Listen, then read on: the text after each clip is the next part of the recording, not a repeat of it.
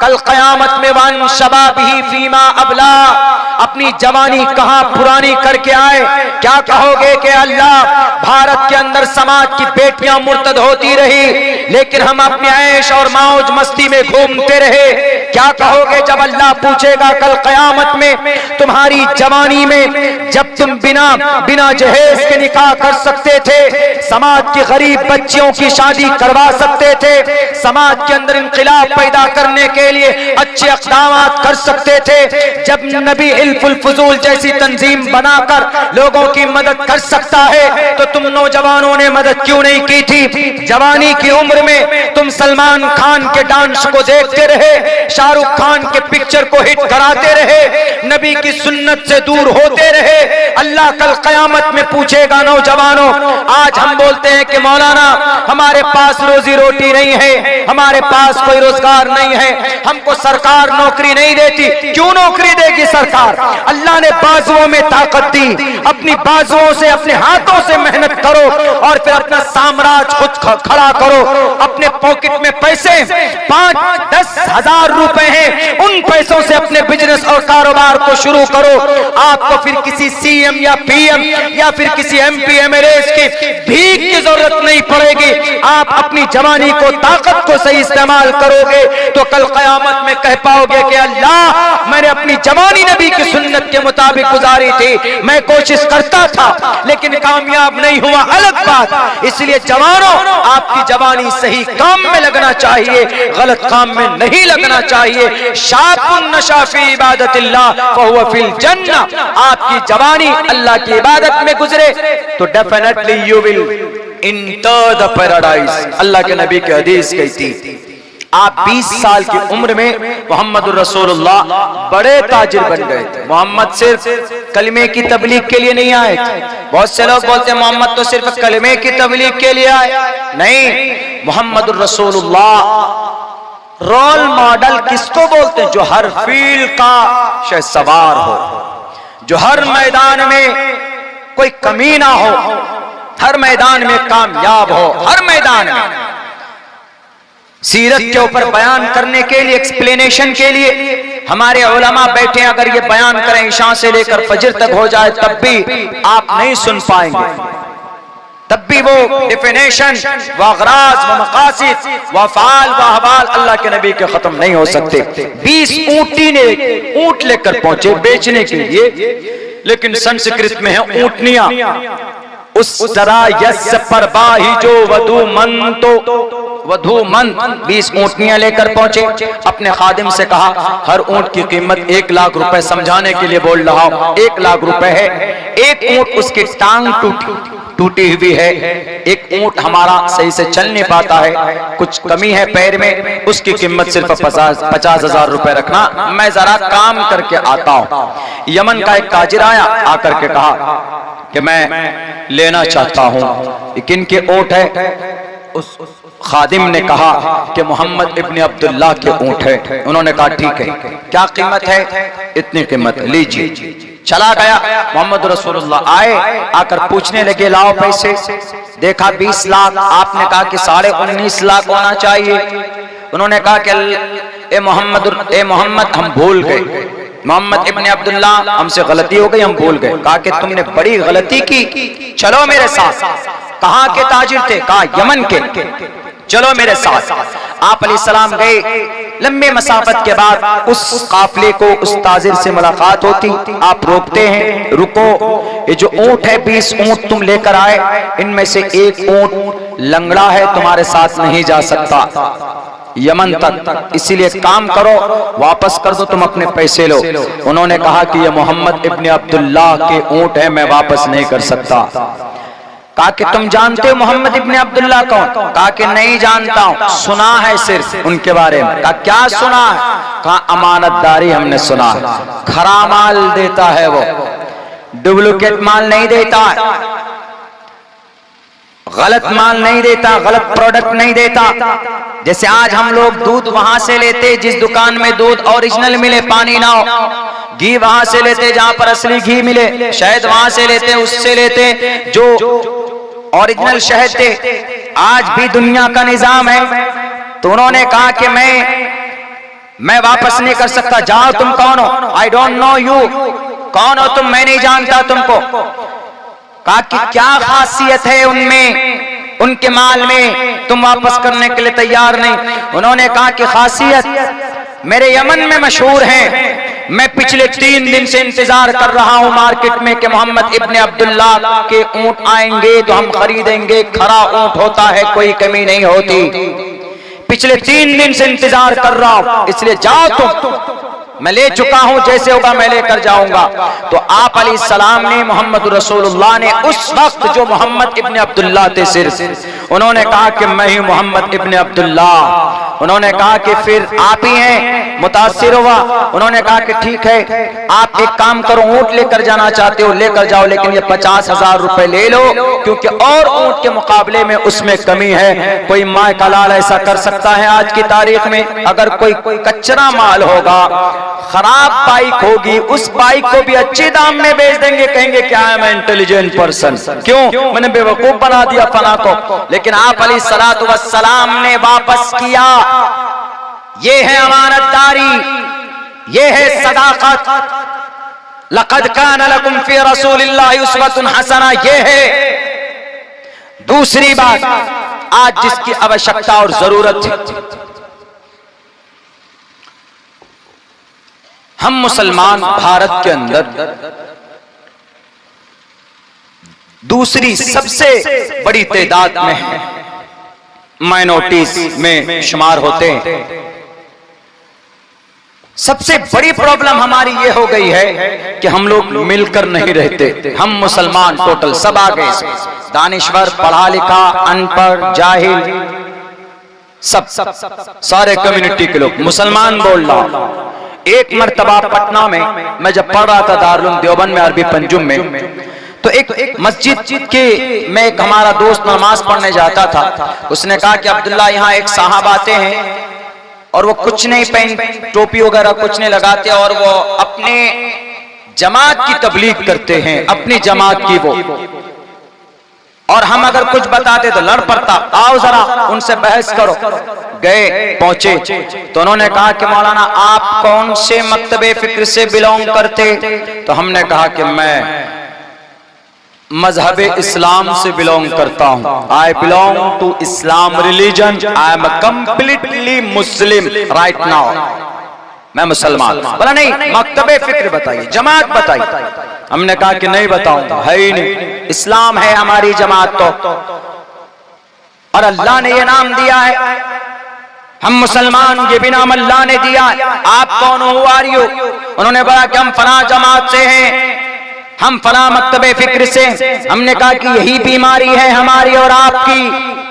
आप अगर मुसलमान, मैं और मुसलमान अगर बन जाएं, इस देश के ऊपर जो आपको, आपकी हड्डियों को चबाने के लिए खड़े हैं, जो पूरी दुनिया के ऊपर, पूरी दुनिया की बातिल ताकतें आपको मिटाने के लिए जो दर पे है, इनको सोचना पड़ेगा। आप अलग अलग जमातों में, अलग अलग पार्टियों में, अलग अलग तंजीमों में, और अलग अलग जनाब कमेटियों में, अलग अलग मोहल्ले में, अलग अलग जगहों में, अलग अलग जत्थों में बटे हुए। याद रखिए, जंगे बद्र में सहाबा एक थे तो वहां पर 1000 लश्कर जर्रार के नाक में नकेल डाल दिया था, लेकिन वहीं पर कुछ साल के बाद, कुछ महीनों के बाद, साल 1.5 साल बाद, जब जंगे बद्र के बाद जंगे उहद वजूद में आती, जंगे उहद के मैदान में, मैदान कारजार में सारे लोग तैयार हैं। सहाबा की तादाद 1000 थी, अल्लाह के नबी भी थे, हजरत अबू बकर भी थे, उमर फारूक भी थे, हजरत उस्मान भी थे, हजरत अली भी थे, हजरत हमजा भी थे, हजरत अब्बास भी थे, सारे किबार सहाबाए किराम वहां पर मौजूद थे। अल्लाह के नबी अलैहिस्सलाम की जात जो सैयदुल अंबिया वहां पर मौजूद हैं, लेकिन अल्लाह के नबी की इताअत नहीं की। आपने जो फरमाया था, जो कंडीशन लगाई थी, वहां पर सहाबाए कराम को समझने में चूक हुई। सहाबा दो जत्थों में बटे, जो मैदान जीतने वाला था, जहां पर फतह होने वाली थी, अल्लाह तबारक व तआला ने उस फतह को शिकस्त में बदल दिया। हजरत हमजा दर्दनाक अंदाज में शहीद हुए, उनके सीने को चीर कर यात्रियों को निकाला गया और उनकी जुबानें काटी गई और उनके नाक कान काटे गए और उनके हाथ के उंगलियों के पोरबों को काटा गया, उंगलियों के पोरबों को काटा गया, गले का हार बनाने की कोशिश की गई, उनके कलेजे को चबाने की कोशिश की गई। 70 सहाबाए किराम दर्दनाक अंदाज में शहीद कर दिए गए। जुर्म क्या था, गलती क्या थी? नबी तो मौजूद है, सहाबा मौजूद है। इस जमीन पर नबी के बाद सबसे पवित्र तरीन जमात सहाबाए किराम की है। इतनी पवित्र तरीन जमात मौजूद है, महबूबे कायनात, वजह तखलीक कायनात अल्लाह के नबी मौजूद है। इन स्पाइट ऑफ दैट, बावजूद उसके वहां पर अल्लाह की मदद रुक जाती है, अल्लाह की मदद नहीं आती है। अल्लाह तबारक व तआला देख रहे हैं, 70 सहाबा गाजर मूली की तरह शहीद कर दिए गए। तड़पते रहे सहाबाए कराम, अल्लाह के नबी की मौजूदगी में वहां पर सहाबाए कराम को शहीद किया गया, खून की नदियां बहा दी गई वहां पर। मेरे भाइयों, क्या जुर्म, क्या गलती थी? दो हिस्सों में बंटने की वजह से आज तो न मालूम कितनी जमातों में, कितनी तंजीमों में हम मुसलमान, हम कलिमा पढ़ने वाले, आज अल्लाह के नबी भी मौजूद नहीं है। वहां नबी मौजूद, तब भी अल्लाह की नुसरत रुक गई। आज अल्लाह के नबी भी मौजूद नहीं है और सहाबा के मुकद्दस जमात भी नहीं और हमारा ईमान भी मजबूत नहीं। जरा बताओ, अगर मुख्तलिफ जमातों में बटोगे तो इस जमीन से तुम्हारा नामो निशान मिटा दिया जाएगा। तारीख गवाह है। उठाओ अंदलुस की तारीख, उठाओ बगदाद की तारीख, उठाओ स्पेन की तारीख, उठाओ हस्पानिया की तारीख। क्या 1000 साल की तारीख स्पेन की नहीं है? जमीन का कोई हिस्सा स्पेन का बाकी नहीं था जहां पर सजदे का निशान न पड़ा। कोई घर ऐसा नहीं था जहां पर कुरान करीम की तिलावत की आवाज न निकलती। कोई जमीन का टुकड़ा ऐसा नहीं था जहां पर मुसलमानों ने सजदे न किए। लेकिन वहां पर मुसलमानों की मुख्तलिफ जमातों में बंटने की वजह से अल्लाह ने वहां पर उन नालायक ईसाइयों को मुसल्लत किया, चंगेज को मुसल्लत किया, हलाकू खान को मुसल्लत किया। 6 करोड़ मुसलमान गाजर मूली के तरह काट दिए गए और उनके दिलों के हैबत तारी कर दी गई। वो अंदलुस जिसके अंदर मस्जिद कुर्तुबा है, 1400 चराग रोशन किए जाते हैं उस मस्जिद के अंदर रोशनी के लिए। आज वो मस्जिद के अंदर, आज वहां पर वो मस्जिद अजान की आवाज सुनने के लिए तरस रही। वजह क्या है? हम मुसलमानों के मुख्तलिफ जमातों, मुख्तलिफ तंजीमों, मुख्तलिफ हिस्सों में बंटने की वजह से। Therefore, right now, need to combine every person, because Allah said in the Holy Quran, "वातसिमू बिहब्लिल्लाहि जमीआ." मजबूती के साथ अल्लाह के नबी फरमाते, अल मुस्लिमु का जसदिन वाहिद, मुसलमान एक जिस्म के मानिंदे। जरूरत है कि इस वक्त टोटल मुसलमानों को एक प्लेटफॉर्म पर आना चाहिए। 2 बात हो गई। हम लोग कभी कभी ऐसा होता है, कुछ लालच दिल में आ जाता है और उस लालच की वजह से असली मुद्दे को भूल जाते हैं। आज जरूरत है, हमारे समाज में बेटियां क्यों मुर्तद हो रही है? आज जरूरत है कि हमारे कुरान पर अगर कोई एलिगेशन से लगा, यही बिहार शरीफ है, करीब में, शायद बहुत करीब में मदरसा जलाया गया। आपका मदरसा अल्हम्दुलिल्लाह मदरसा दावतुल हक, हक की दावत। हम भी 14 साल मदरसे में पढ़े। क्या एलिगेशन लगाकर जलाया? 4000 किताबें जलाई, कुरान जलाया। क्या एलिगेशन लगाया? इल्जाम क्या लगाया पता है? इल्जाम ये लगाया, मौलाना हमने इसलिए जलाया, हम हर मदरसों को जलाना चाहते जहां पर कुरान पढ़ाया जाता है। क्यों जी? Why do you want to burn my madrasa? Madrasa, it is illegal because Indian Constitution allowed me, Article number 13, all minorities, whether based on religion, shall have the right to establish and administer educational institutions on their choice. मदरसा चलाने वालों इस article को पढ़ो। नहीं पढ़ना जानते, आओ मेरे स्कूल में नर्सरी में दाखिला लो, तब तुमको बताते हैं कि भारत के अंदर आर्टिकल में क्या क्या लिखा हुआ है। मदरसा में कुरान पढ़ाया जाता, और आप ही के कुरान में वो 24 आयत है ना जिसमें ये कहा गया है कि हिंदू को मारो, हिंदुओं को लूटो, हिंदुओं के लिए हथियार तैयार रखो। तर्जमा देख के क्या करता, 2-3 आयत पढ़ता हूं, उसके बाद फिर मैं मंत्र से उसको तस्दीक नहीं करूंगा, बल्कि जो कुरान में आयत है, जो मतलब है, उनसे ज्यादा तशद्दुद भरे श्लोक मंत्र कुरान उनके वेदात में है।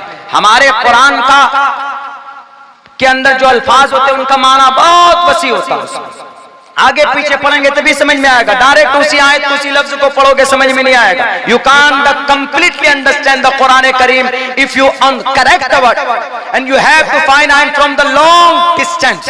आपको लंबे उससे आना होगा तब समझ में आएगा। उन्होंने कहा कि मौलाना आप ही के कुरान में है ना, या अय्युहन नबी हर्रिज़िल मुमिनीना अलल क़िताल, अल्लाह आपके नबी को कह रहा है कि ए मोहम्मद, मुसलमानों को तैयार करो हिंदुओं को कत्ल करने के लिए। बताइए कितना गलत तर्जमा, अपने मन से तर्जमा करते। दूसरी आयत पेश करते, देखिए दूसरी जगह पर है, वो आयतु लहुम मस्ततातुम मिन कुव्वा, तीर से, तलवार से, भाले से, नेजे से तुम तैयार रहो सनातन धर्मियों को मारने के लिए। ये तर्जमा वीएचपी के लोग करते हैं, या जिनको एतराज है कुरान पर वो करते हैं, ये भी तर्जमा गलत है। तीसरी आयत लाते, उसमें कहते हैं फकुलू मिम्मा गनिमतुम। देखो आपके कुरान में है ना कि लूटो और खाओ, लूटो और खाओ। गलत तर्जमा, उलमा बैठे हैं, हमने जो पढ़ा है तफसीर में ये तर्जमा नहीं है। Because I spent 14 years in madrasa, 14 साल मैंने भी दिए मदरसे को, मैं रहा हूं वहीं पर, जो सीखा है यहां तक पहुंचा। कहीं पर भी ये नहीं है इसका मतलब फकुलू मिम्मा गनिम, तुम लूटो और खाओ, कहीं पर भी नहीं कहा गया। तीसरी चौथी आयत में लिखते हैं फक्तुलुल मुशरिकीन हैसु वजदतुमूहुम, जहां पर भी हिंदू को पाओ कत्ल कर दो। ये देखिए अपने मन से तर्जमा सही क्या है, इसका अर्थ क्या है मैं बताता हूं। या अय्युहन नबिय्यु हर्रिज़िल मुमिनीना अलल क़िताल, जंगे बद्र के बाद ये आयत नाजिल हुई। इस आयत पर आज भी भारत सरकार अमल करती है। इस आयत पर आज भी कैसे अमल करती है? अगर कोई चाइना का जासूस हमारे मुल्क में पकड़ा जाए, हमारे मुल्क में रहकर साजिशें रचने लगे, मुल्क उसको क्या कहेंगे कि ये टेररिस्ट है, ये दहशतगर्द है, तो फौरन उसको मोदी जी क्या करेंगे, हमारे प्राइम मिनिस्टर साहब फौरन हाथ में हथकड़ी डालकर उनको जेल में डालेंगे या उनको सजा देंगे, सजाए मौत। यानी कोई किसी अमेरिका के अंदर घुसकर अगर कोई जासूसी करता है, जंग छेड़ने की बात करता है, तो दहशतगर्द, फौरन अमेरिका का राष्ट्रपति, वहां का अध्यक्ष उसको उसके ऊपर एक्शन लेगा, NSA लगाएगा और फौरन उसको जेल में डालेगा या सजाए मौत देगा। जिस मुल्क का जो कानून होगा सजा मिलेगी। सेम इसी तरीके पर मोहम्मदुर रसूलुल्लाह मक्का से जब मदीना आए, तो मदीना में आने के बाद जो यहूदी जो कबीले थे उनसे आपने एक गठबंधन किया, हम लड़ेंगे नहीं, न तुम लड़ोगे न हम लड़ेंगे, तुम हमारी मदद करना हम तुम्हारी मदद करेंगे।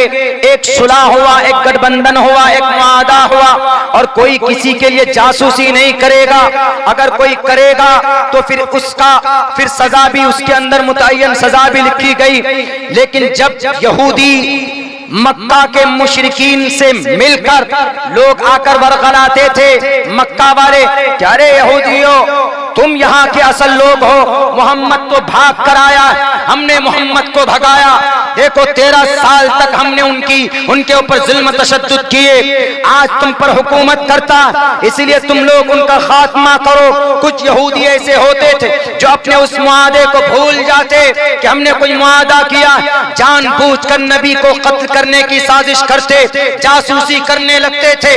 तब अल्लाह तबारक व तआला हजरत मोहम्मद को वही के जरिए कहते कि मोहम्मद, उनका खात्मा करो जो तुमसे लड़ना चाहते, उनका खात्मा करो जो मक्का में बैठकर जिन्होंने तुमको घर से निकाला और तुम्हें मिटाने के लिए मदीना पहुंच गए हैं। जंगे बद्र सबसे पहली जंग है जो जबरदस्त हुई थी बैनल कुफ्री वल इस्लाम, ये इम्तियाज करने वाली, फर्क पैदा करने वाली ये जंग थी। जंगे बद्र कहाँ हुई? मदीना के करीब। अगर नबी तलवार वाले होते, जुल्म तशद्दुद करने वाले होते तो जंगे बद्र मक्का के करीब होती, लेकिन मक्का के करीब नहीं, ये जंग मदीने के करीब हुई। इससे साफ पता चलता अबू जहल आ चुका था अपने शराबियों को लेकर, अपने कबाबियों को लेकर, अपने फौज को लेकर। तब अल्लाह तबारक व तआला ने कहा कि भाई अब इनके जितने भी चाहने वाले हैं, इनके हिमायती हैं, वो तुमसे जंग करना चाहते, तुमको मिटाना चाहते, जंगे बद्र का बदला लेना चाहते। इसीलिए आप अपने जो आपके पास जो सिपाही हैं उनको तैयार करो उन जालिमों के खिलाफ। भारत के अंदर जब जासूस को कैफरे किरदार तक पहुंचाया जा सकता तो मोहम्मद के घर पे आकर अगर कोई जासूसी करे तो मोहम्मद क्यों नहीं उनको कैफरे किरदार तक पहुंचा सकता। मेरे भाइयों, ये है आज भी इस आयत पर अमल होती। अगर कुरान करीम की इस आयत पर एतराज है तो उठाइए, अथर्ववेद के 20वें कांड के अंदर 11वें मंत्र में कहा गया, रुद्रवो गिरीवा अश्रयत पिशाचा, रुद्रवो गिरीवा अश्रयत पिशाचा, प्यारू नाम पर जाम जही, पर जाम जुल्म करने वाले लोग जही, उनका खात्मा कर दो, उनको मिटा दो।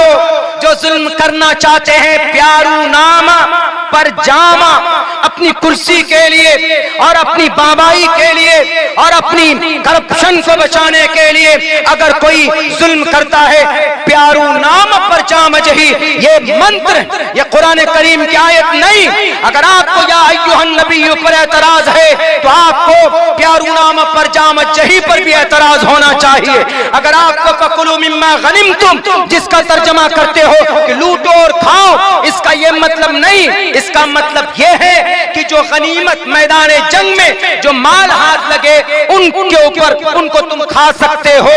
फकुलू, खाओ, मिम्मा गनिमतुम फेले माजी है, तुम तर्जमा फेले अम्र का कर रहे हो, तुम्हें ग्रामर भी पता नहीं। क्या कहा इसी आयत के बारे में? यह आयत में तो यह कहा है कि जंग में कोई चीज प्राप्त हो जाए, जंग में फरीक़े मुखालिफ आपका हार जाए तो आप उनके दौलत को कब्जा कर सकते हो। क्या भारत सरकार इस पर अमल नहीं करती? करती। दुनिया के हर मुल्क के सरकार इस पर अमल करते। भारत चाइना पर कब्जा कर ले, चाइना की जमीन पर कब्जा कर ले, कि क्या है चाइना की वो जमीन पर भारत सरकार उस पर इस्तेमाल नहीं करे, भारत सरकार के अंडर में वो जमीन आएगी, उसको हम यूज कर सकते। इसी को अल्लाह तबारक व तआला ने कहा, फकुलू, खाओ उसको जो तुम अपने दुश्मन से प्राप्त करते हो। अगर कुरान समझ में नहीं आता, उठाओ, कहा गया साफ लफ्जों में, तुवम तूर्य तरुशतहा एन सत्याम विभजानी, कि अपने शत्रु को मारो। तुवम तूर्य, तुवम तुमको बोलते, संस्कृत में तुवम तुमको तुवम बोलते, अंता अंता कुल तुम कहो, ऐसे ही तुवम तूर्य तुम मारो, तरुशतः अपने राक्षस को, अपने दुश्मन को, एन सत्याम विभजानी, जो माल बच जाए उस माल को तुम खाओ, बांटो। इसी से विभाजन है। नहीं समझ में आता तो संस्कृत के एक ग्रामर को पढ़ो। मैं संस्कृत की ग्रामर पढ़ता हूं सिर्फ इसलिए ताकि समझा सकूं इन बीएचपी के हमारे नौजवानों को जो गलत रास्ते पर आज जा रहे हैं, कुरान करीम का गलत मतलब और गलत तर्जमा निकालते। मेरे भाइयों, कुरान की फकुलू मिम्मा गनिमतुम का अगर आपको मिम्मा गनिमतुम की तफसीर पढ़कर आपको अगर तसल्ली नहीं होती है तो अथर्ववेद के 20वें कांड के 9वां मंत्र है ये, आप पढ़ सकते हो, पढ़ो। तुवम तूर्य तरुशतः सत्याम विभाजानी, इसके अंदर कहा गया कि शत्रु को मारकर उनके दौलत के ऊपर कब्जा कर सकते। इसीलिए सिर्फ कुरान तो ये नहीं कि कुरान का ये मतलब है, कुरान की आयत में यूं कहा गया कि तैयारी करो। अरे अगर दुश्मन आ जाए तो क्या करोगे? वाइदू लहुम मस्ततातुम मिन कुव्वा, यहाँ कुव्वत से मुराद सिर्फ तीर, तलवार, लाठी, डंडे बाजी नहीं है। यहाँ पर मौलाना खालिद सैफुल्लाह रहमानी साहब ने अपनी एक राय भी रखी जो मुझे बहुत अच्छी लगी। उन्होंने ये कहा कि इस आयत में कुव्वा से मुराद एजुकेशन भी है, तालीम भी है। यानी डॉक्टर बनो, अपने बच्चों को एजुकेटेड बनाओ, अपने बच्चों को यूपीएससी में क्वालिफाइड करवाओ, अपने बच्चों को आलिम दीन बनाओ, अपने बच्चों को हाफिज कुरान बनाओ। इससे भी तुम तैयार रहो, ताकि कल तुम्हारे कुरान पर कोई अटैक करे, तुम्हारे मजहब पर कोई अटैक करे और तुम्हारे पर्दे के बारे में कोई दलाइल पेश करे, तो अपने कुरान से नहीं, जिसको दुश्मनी है कुरान करीम की आयत पर, उनकी किताब पढ़कर सुना देना और कहना कि समाज के अंदर पर्दा जरूरी। ये सिर्फ कुरान का आदेश नहीं, ये आपके ग्रंथ का भी आदेश है, जिसमें कहा गया साफ लफ्जों में कहा गया, माते को शल्फ को यत्र नारियस्तु पूजन्ते रमन्ते तत्र देवता तत्र तास्तु न पूजन्ते न रमन्ते न तत्र देवता। पर्दे के बारे में एतराज हो तो वो बता देना, नमाज के बारे में एतराज हो तो वो बता देना, कुरान करीम की 24 आयत के बारे में एतराज हो तो वो बता देना। मौलाना ने बड़ी अच्छी तशरीह की है। तो